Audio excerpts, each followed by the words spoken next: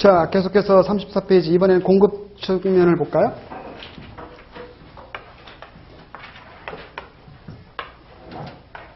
일반적으로 공급 곡선은 이와 같이 생기는데요. 의미를 보시면 가격이 낮을 때는 적은 양을 생산하고자 하고 가격이 더 높아지면 더 많은 양을 생산하려고 하고 있다는 거죠. 이렇게. 이 가격과 공급량 간의 이 비례관계, 이걸 우리가 공급법칙이다. 이렇게.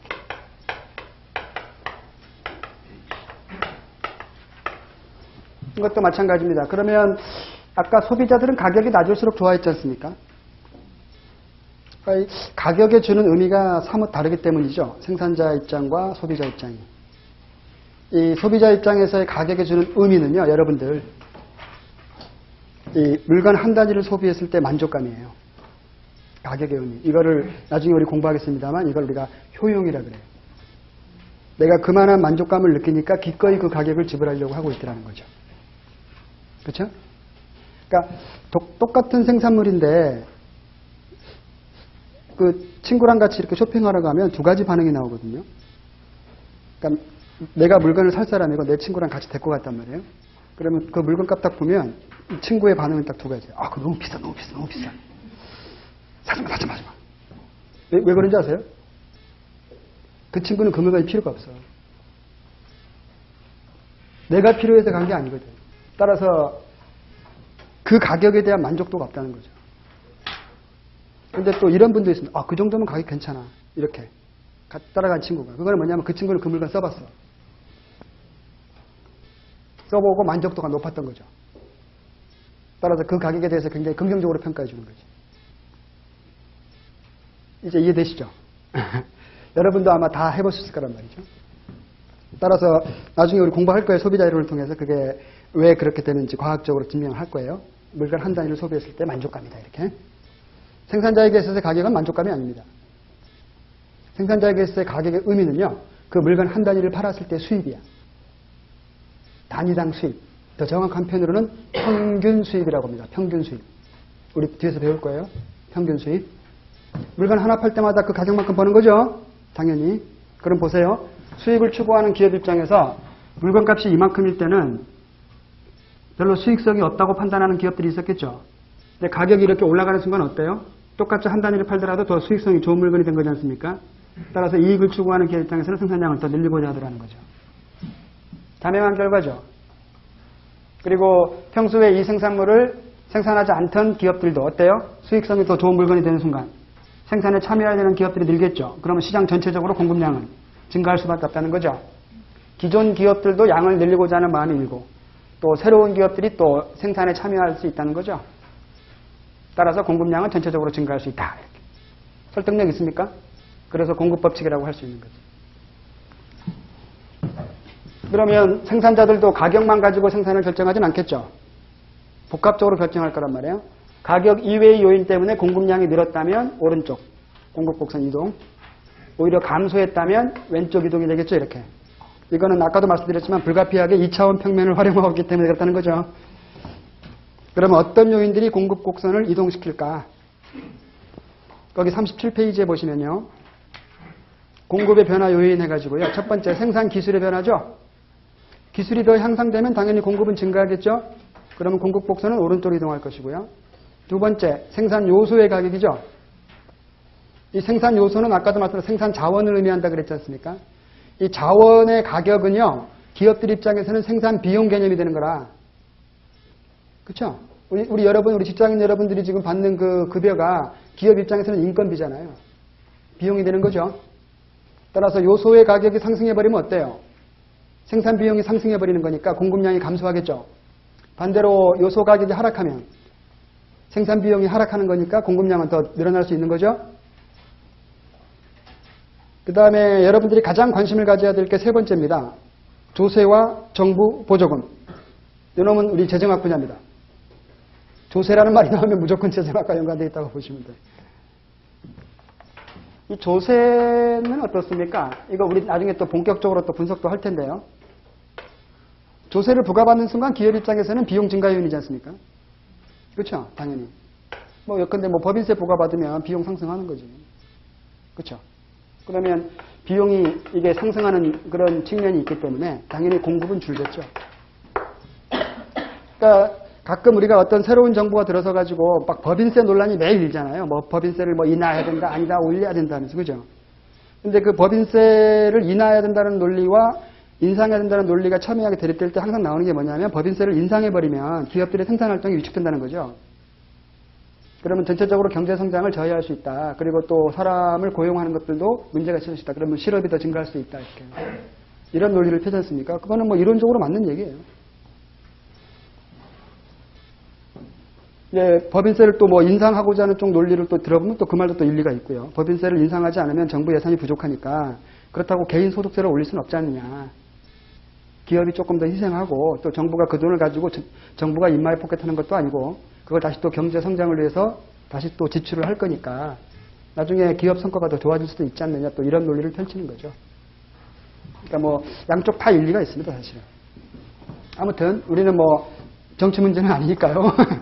일단 조세가 부과되면 공급이 감소한다. 그럼 공급 곡선은 이렇게 왼쪽으로 이동해요. 그 다음에 보조금은 어떻습니까? 정반대 개념이잖아요. 오히려 보조금을 받으면 어때요? 이 보조금이라는 건 결국 생산을 장려하는 측면이지 않습니까? 생산 장려금 개념이죠. 따라서 공급이 증가하죠. 이때는 오히려 반대로. 그래서 우리 그 재정학 공부하실 때 보면은 조세 부과 효과, 또 보조금 부과 효과 이것들을 더 심도 있게 공부할 거란 말이에요. 나중에 우리 프리재정학 시간에도 잠깐 배울 거예요. 이미 약간 기초적인 거는 배워서 올라가면 더 좋으니까요. 그 다음에 뭐 공급자의 예상, 공급자의 목표, 공급자의 수 이런 것들도 공급 곡선에 영향을 미칠 수가 있겠더라는 거죠. 공급자들은 좀 가격이 올라갈 것이라고 예상하면 어떻게 될까요? 양을 오히려 줄여버립니다. 합리적이라고 그랬잖아요. 올라갈 것이라고 예상하면 줄였다가 오른 다음에 늘리려고 하겠지. 왜? 박근혜 정부 때 그 담배값 올린다고 하니까 담배 인상 공사놈들 담배 생산량 줄여버렸잖아요. 그렇죠? 오른 다음에 풀고. 이게 합리적인 거지.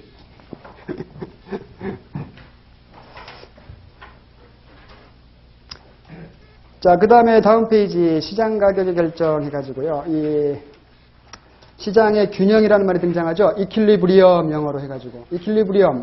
굉장히 어려운 단어입니다. 사실은 이거. 이퀄리브리엄. 옛날에 영화 제목으로도 나온 적이 있어요. 이퀄리브리엄. 크리스찬 베일 주연의 이퀄리브리엄. 아, 이거. 처음에 저 경제학 영화인 줄 알고 봤는데 아니더라고. 그냥 액션 영화더라고.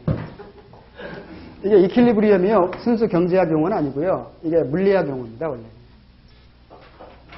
그러니까 이 물리학에서 빌려온 것들이 몇 개 있어요, 우리 경제에. 균형, 이 말이 처음이고요. 이거 뭐냐면 더 이상 움직이려고 하지 않는 상태를 말합니다. 가만히 안정된 상태. 이걸 균형이라고 그래요. 그러니까 뭔가 나중에 우리가 뭐 소비자 균형 이렇게 하거든. 그 소비자 균형 어떤 뜻이냐면 소비자가 자기가 목표를 달성하면 그 상태에 머무르려고 하겠죠. 그럼 그때를 소비자 균형이라고 합니다. 생산자 균형도 마찬가지. 생산자가 자기의 목표를 달성했다? 그러면 균형 상태에 접어드는 거지. 이런 거란 말이에요. 그 영화 이퀄리브리엄도 보면요. 그 주제가 뭐냐면 인간들은 유토피아를 항상 갈구합니다. 그죠? 유토피아. 그 영화의 주제도 그거죠. 유토피아는 존재할 수 없다. 갈구는 하지만 그래서 그 중앙 컨트롤 시스템에서 뭔가 그 사회 구성원들한테 알약을 주거든요. 알약을 주면 사회 구성원들이 감정이 없어져. 슬픔도 노여움도 없어지는 거죠. 그러니까 옆에 시비도 안 걸어요. 싸움도 없죠. 그러면 외견상 사회는 굉장히 안정돼 있죠. 유토피아지. 그런데 지하 방군이 있는 거죠. 균형을 거부하는. 안정된 상태가 이 균형이라는 거죠. 그래서 영화 제목이 이퀄리브리엄이에요. 근데 인간이 감정을 느끼지 않는다는 것은 말이 안 된다. 부모가 돌아가셨는데 슬퍼하지 못하고. 그렇죠? 기쁜 일이 생겼는데 기뻐하지도 못한다는 게 이게 인간이냐. 해가지고 지하 방군들이 그 알약 먹는 걸 거부하고 이제 그 지하 방군들을 소탕하기 위해서 주인공 크리스찬 베일이 촥촥촥촥 하다가 지하 방군한테 뿅 가가지고 멋있어 해가지고 지하 방군의 편을 들어가지고 중앙 컨트롤 타워를 파괴해버리죠. 그래서 다시 또 인간은 혼란한 상태로 유토피아는 존재할 수 없다. 유토피아를 갈구는 하지만 유토피아가 되면 인간은 재미가 없다는 거죠. 그렇지 않습니까? 어쩌면 그래서 몇몇 분들은 이렇게도 말씀하시죠. 지금 우리가 살고 있는 이 세상이 유토피아일지도 모른다. 이렇게. 서로 뭐 싸울 일 있으면 싸우고 아웅다웅 하면서 그리고 화해하고 또 웃고 또 술 한잔 먹자 해가지고 이게 재밌죠. 그래서 저는 사실은 개인적으로는 무신론자예요. 신을 믿지 않습니다. 왜냐하면 각 종교단체에서 말씀하시는 그 천국, 천당 이런 데가 재미가 없을 것 같아. 그래서 뭐 가끔 이렇게 그 많은 분들이 저를 교화시키기 위해서 예수님을 믿으면 천당 간다고 또 불교에 계신 분들은 부처님을 믿으라고 그래야 천국 간다고 가기 싫은데요. 왜? 재미없을 것 같아가지고. 나쁜 일 할래요? 지옥 갈래? 지옥 가면 재밌을 것 같아. 그러니까 3,000도 뜨거운 불구덩이에서 한 3,000년 뜨거 하면 금방 갈 것 같아 시간이. 3,000년이. 그 다음에 뭐 무슨 가시밭길을 또 한 3,000년 갔다 가도 그러다 보면 금방. 우리 그 남성분들은 알 거예요. 말년병장 때 시간 안 가지. 국방부 시계는 멈춰있어. 지루해 죽어. 아무도 시비 안 걸어주고. 미쳐버리는 거지. 시계는 멈춰있는 것 같아. 그게 천당인데도 싫어해. 그죠? 그래서 저는 지옥 가려고. 그래서 우리 애들 다 F 줘버려요. 학교에서. 악행을 쌓아가지고 지옥 가려고. 그래서 뭐 한 3,000년 불구덩이에서 한 3,000년 가시밭에 사다 보면 6,000년 금방 가면 뭔가로 또 환생하겠지. 뭐 지렁이나 뭐 이런 걸로. 그러면 또 그 명의의 생을 또 살아야 되겠죠? 갑자기 성이 또 김씨에서 지씨로 바뀌고 막.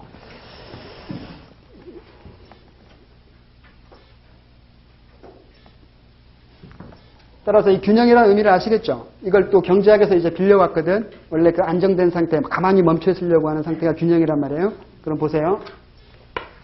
이렇게 수요가 있고요. 공급이 이렇게 있고. 그러면 만약에 가격이, 처음에 시작하는 가격이 이 가격이면 어떨까요? 공급자들은 좋아하겠죠?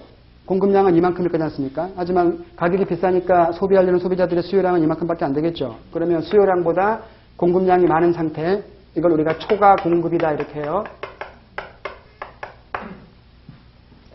시장에 초과 공급이 있으면 어떻습니까? 가격은 이 상태에서 멈춰 있을까요? 일반적으로? 팔려는 사람이 더 많은 거잖아요. 그러면 일반적으로 가격은 다운되죠. 따라서 이거는 균형이 아니라는 거지. 불균형. 반대로 가격이 이렇게 낮게 시작했다면 어떨까요? 수요량은 요만큼이고 공급량은 요만큼이죠. 따라서 이걸 우리가 초과 수요다 이렇게 하거든.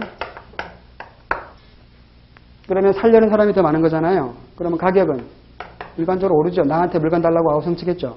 그러다 보면 가격은 슬금슬금 오르지 않습니까? 그러니까 이 수요 공급의 논리가 가장 잘 작동하는 시장을 얘기할 때 우리 경제학에서는 효율적 시장이다 이렇게 합니다. 그 대표적인 효율적 시장이 그 옥션 마켓이에요. 경매 시장.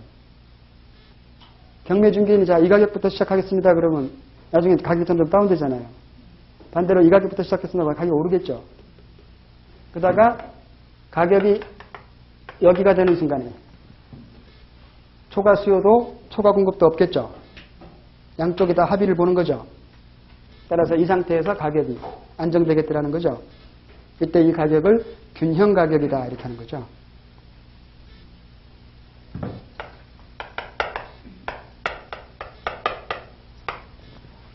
equilibrium price.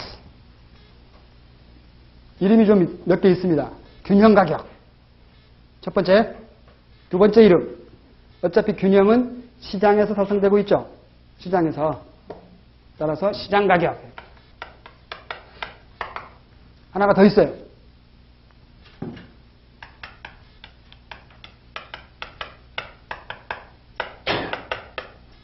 시장 청산 가격이라고 합니다.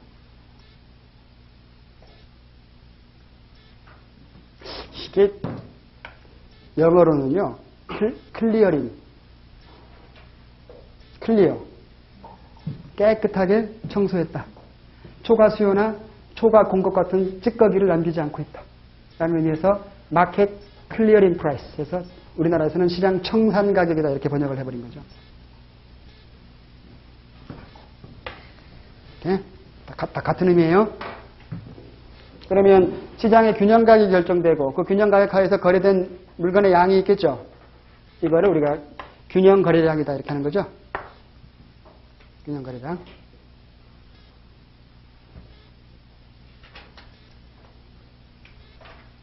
그 다음에 이렇게 균형은 존재할 수 있고요. 균형은 모든 시장이 다 균형을 달성하는 건 아닙니다. 그렇다고. 수요 공급의 법칙이 있다 해서 항상 균형이 있는 것 같습니까?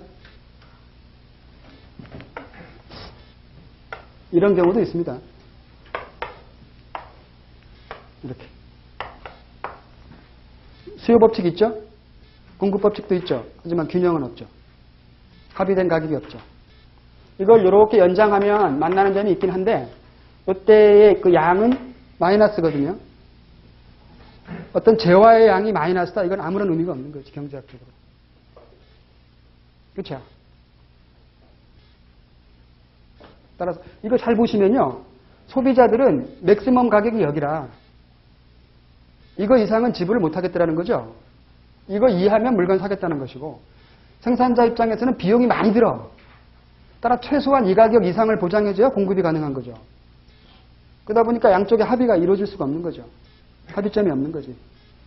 그러면 이런 물건들은 시장에서 거래가 이루어지지 못합니다. 균형이 성립하지 않고 있기 때문에. 실제 있죠? 네?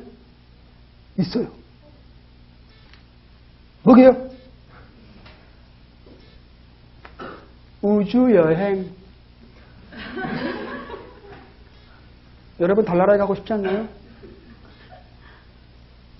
과거 러시아가 미국하고 냉전 시대 때 앞다투어서 우주 개발했잖아요. 그래서 미국이 아폴로 11로 쏘아 올려가지고 암스트롱이 달 표면에 딱 착륙하는 순간 러시아 놈들이 우주 보라! 해가지고 막 난리치고 막 돈 막 예산 투합해가지고 막 난리쳤단 말이에요. 서로 경쟁적으로. 그러다가 이제 소련이 붕괴되면서 러시아가 된 다음에 중앙정부로부터 그 우주개발센터에 돈이 안 들어오니까 갑자기 우주개발센터에 있던 과학자들이 배가 고픈 거지. 그래가지고 상품을 내놓은 거죠. 우주여행을 시켜드리겠습니다. 얼마인지 아세요, 이거? 500억. 지금 한 사람 갔다 왔습니다. 세계 최고의 부호. 500억 내가지고요. 러시아에서 이렇게 올려보내줬어요. 그래서 그 성층권 밖으로 가서 이렇게 한 바퀴 돌았어요, 지구. 달까지는 가지 못하고. 그분이 또 연세가 또 굉장히 많은 분이라 가지고 500억 줄 테니까 보내달라고 말이지. 내가 우주 밖에서 지구를 보겠다 해가지고. 그래가지고 수요가 는 거죠, 이렇게.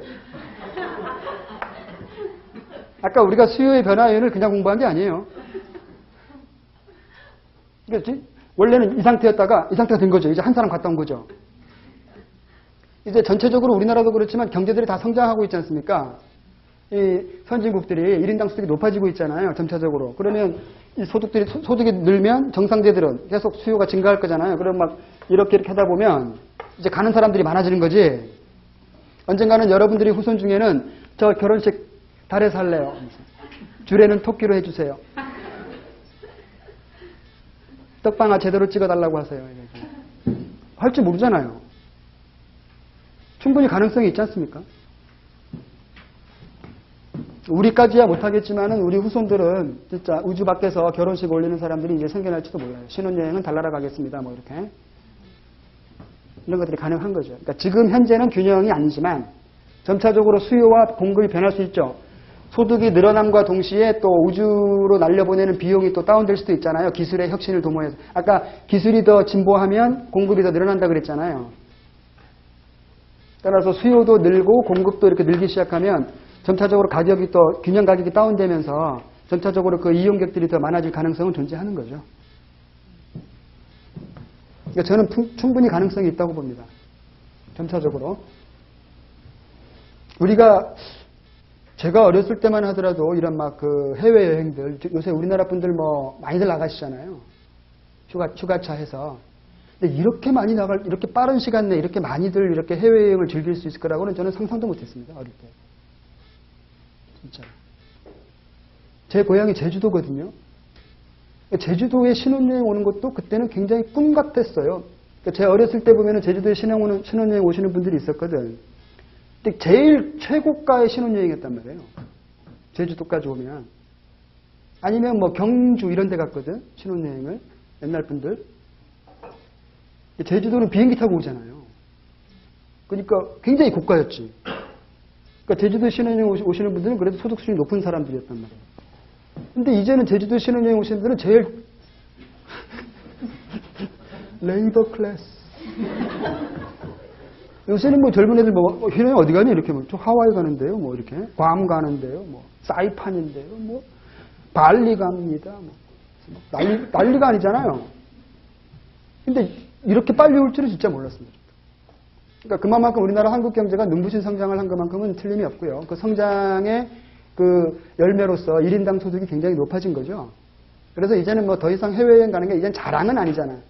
대부분 분들 많이들 나가시니까 이제는. 옛날엔 외국에 한 번만 나갔다 와도 굉장히 큰 자랑거리였는데 이제는 뭐 그게 이제 보편화되고 있으니까 점차적으로.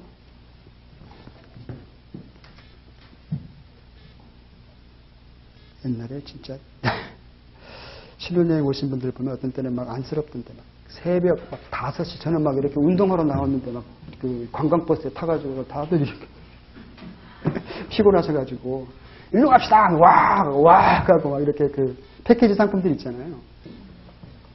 가서 내리세요 사진 찍으세요 타세요 와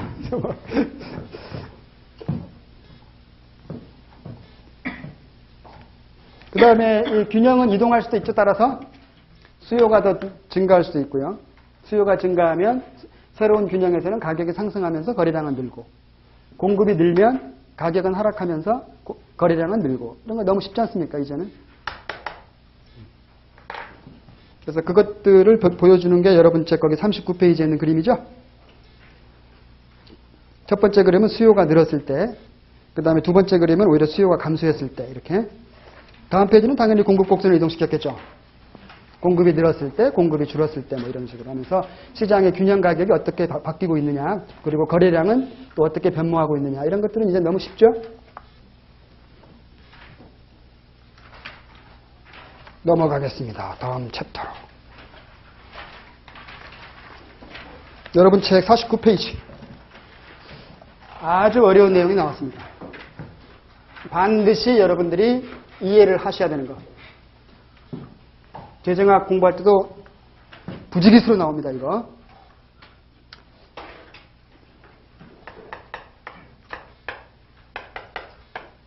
탄력성. 또는 뭐 탄력도라고도 번역하는데요. 이 용어도요, 이게 물리학 용어입니다. 물리학 용어를 경제학에서 빌려온 거예요. 탄력성, elasticity. 자, 한번 봅시다. 이게 해부를 해보죠. 일단. 완벽한 기초를 잡고 들어가 버리면 너무 쉬워. 우리 어렸을 때 배운 걸로 하죠. 아무리 수학을 싫어하시는 분도 이거는 알지. 너무나 많이 봤기 때문에, 그죠? 독립변수, 정속변수. 이해되시죠? 이거를 인과관계로 보세요. 인과관계로. 원인, 결과. 그럼 더 쉬워요. 수학적으로는 독립변수죠, 이거. 정속변수. 아시죠? 원인, 결과. 그럼 보세요. 원인인 X가 변화하면 결과인 Y에도 어떤 변화가 생기겠죠. 그렇죠? 그랬을 때 결과 Y의 변화, 반응도, responsiveness. 이 반응도가 일본식 한자말로 탄력성이에요. 우리나라 안에는 이것이 있었지 원래. 반응도. 어떤 원인의 변화가 왔는데 결과가 크게 나왔어요. 그럼 우리가 흔히 민감하다 그러죠. 반응이 민감하다 그러잖아. 그 민감할 때를 탄력적이다. 그리고 오히려 반대로 결과가 크게 나왔는데도 불구하고 원인이 결과가 시원찮게 반응해. 그럼 우리가 흔히 둔감하다 그러죠. 둔감할 때를 비탄력적이다. 이거 앞에 비자가 붙었다는 것은 이게 not 의미잖아요. 탄력적이지 않다. 오케이? 민감하면 탄력적, 둔감하면 비탄력적. 쉽죠? 그리고 우리가 공부하는 범위 내에서 이 결과는 항상 양의 변화입니다. 아까 말씀드렸죠? 정량 분석. 양의 변화. 어떤 원인에 대해서 양의 변화가 크게 왔다? 그러면 탄력적. 작게 왔다? 그러면 비탄력적. 오케이?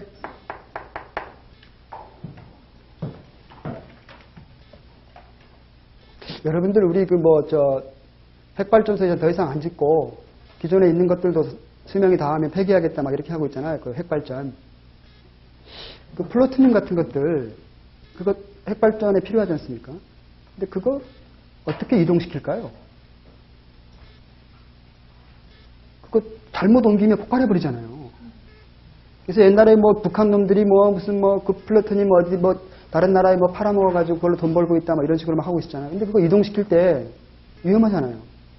어떤 상태를 딱 만들어줘야 되겠죠. 가만히 멈춰있는 상태, 그죠? 그 멈춰있는 상태가 균형이야. 그러니까 어떤 조건을 딱 만들어주면은 더 이상 이놈들이 활성화가 안 되더라는 거지. 그 소위 말해서 균형 상태를 만들어주는 거예요. 그런 다음에 딱 옮긴 다음에 이제 발전을 시작할 때는 어떻게 돼요? 한꺼번에 팍 풀어버리면 폭발해버리잖아요. 일정 양만큼 충격을 주는 거지, 그죠? 그랬을 때 이 정도의 반응이 나온다는 산술이 나와야 될 거잖아, 계산이. 그때 나오는 개념이 바로 탄력도예요. 원인을 요만큼 줬을 때 결과가 요만큼 나온다는 게 분명히 계산이 돼야 되겠죠. 그래야 이게 우리가 정확하게 이걸 가둬가지고 발전으로 쓸 거잖아요. 전기로 승화시킬 거잖아요. 그죠? 그 다음에 여러분들 그 자동차 같은 것들 가끔 그 새 모델이 나오면 이것은 슈퍼카입니다. 요새 기아차 스팅어? 우리나라 최초의 스포츠 세단 하면서 막 난리 치고 있던데 100m를 4.5초 만에 주파. 그거 어떻게 계산하죠? 우리 100m 달리기 때를 매번 재보나? 이게요, 미분으로 계산하는 거예요. 제로 베이스에서 시작할 거 아니야. 시속 0부터 시작해가지고. 처음부터 빵 하면 시속 100km 나오나요? 안 나오지. 시속 1km, 2km, 3km, 10km 해가지고 100km까지 나가잖아요. 100km 딱 나오는 순간 계산이 쉽지. 100km로 1시간 달리면 몇 킬로 나오는 거야. 쉽잖아요. 근데 100m까지 갈 때에 계속 움직임이 있잖아. 그죠? 거기서 이걸 미분 과정으로 계속 푸는 거예요. 미세하게 잘라가지고. 사실은 그 미분이라는 개념이 그런 데 활용되는 것들이거든요. 이 탄력도 개념도 이제 미분 개념을 사용할 수밖에 없다는 거죠. 미세하게 잘게 쪼개드는 개념이라는 거죠. 일단 그런 마인드는 갖고 가자는 거죠. 그러면 이해가 훨씬 쉬우니까요. 그리고 또 일상적인 사례로 들어볼게요.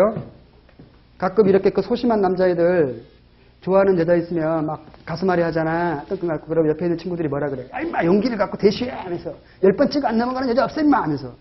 그죠? 10번 찍어 안 넘어가는 여자, 비탄력적 여성이죠? 원인을 10번 줘야 한 번 넘어오는 거잖아. 비탄력적입니다. 이해되십니까? 윙크 한 방에 넘어오시는 분도 있어. 굉장히 탄력적인 여성이죠. 이게 경제학에서만 사용하는 개념이 아닙니다. 이게. 우리 학교에서는 애들 보고 그래요. 성적의 공부 시간 탄력도. 공부 시간을 많이 가져가 봤는데 성적은 비탄력적이더라. 이해되십니까? 똑똑한 애들 있잖아. 공부 안 하는 것처럼 하는데도 성적 잘 나오는 애들 있죠. 굉장히 탄력적인 거죠. 1시간만 공부해도 A학점이에요.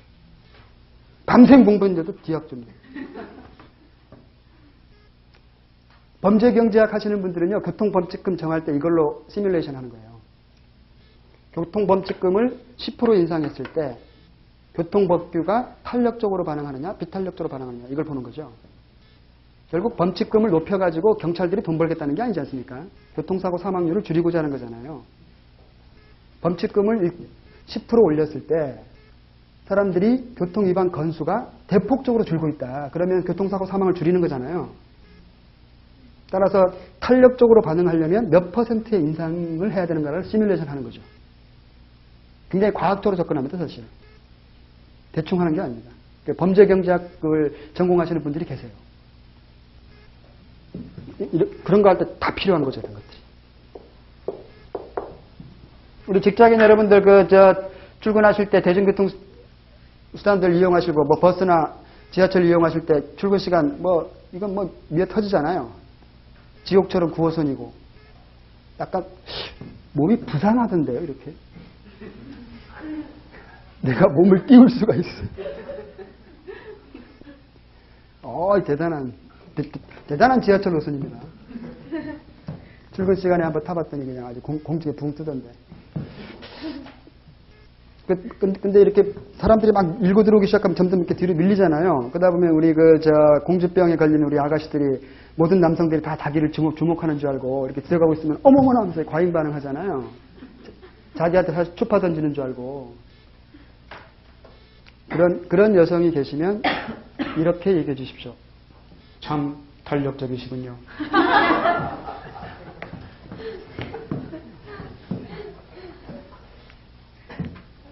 그러니까 원인에 대해서 결과가 민감할 때가 탄력적이야. 이해되시죠? 이제는 확실하게? 그럼 보세요. 이젠 되게 쉬워지는 거예요. 이제는. 수요량 또는 공급량에 영향을 미치는 원인들이 있었습니다. 그죠?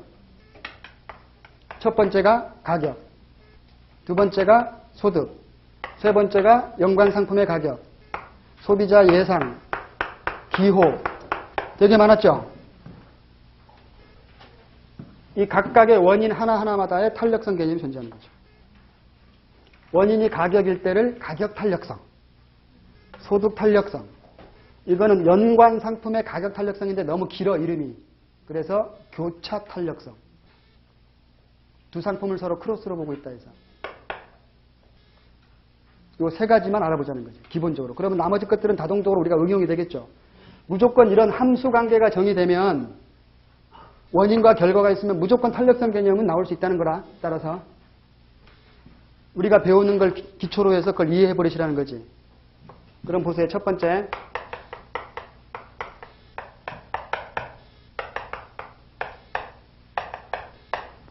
항상 이렇게 해요. Y의 X 탄력성 이렇게.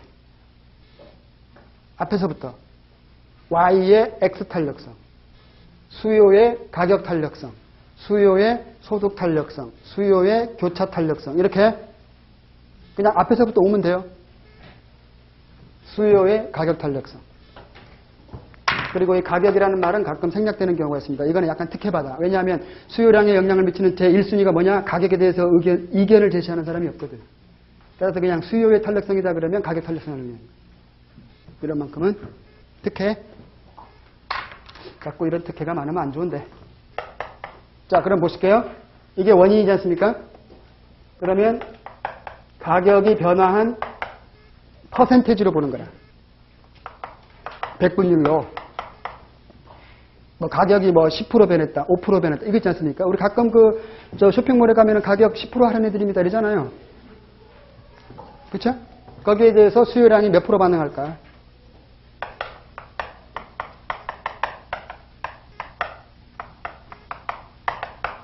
이거란 말이죠. 원인분의 결과. 원인분의 결과. 이거는 일정한 규칙입니다. 이거는 무조건. 그러면 우리 보통 이거 할 때 우리가 가격을 P라고 했잖아요. 그럼 변화율 어떻게 구하느냐 하면 우리 어린 시절 추억 되살려 보세요. P분의 델타 P 변동한 값이 있겠죠. 예컨대 가격이 1,000원에서 1,300원이 됐다 그러면 300원 변한 거잖아. 곱하기 100 하면 100분율이죠. 그러면 수요랑 똑같을 거 아니에요. 이렇게 가격이 변화한 퍼센테이지분의 수요량이 변화한 퍼센테이지. 어렵지 않죠? 근데 이게 너무 이렇게 대분수꼴로 돼 있어. 원래 정의식은 이건데요. 잘난 체 하는 사람들은 이렇게도 써. 조금 풀어가지고 같은 거니까요.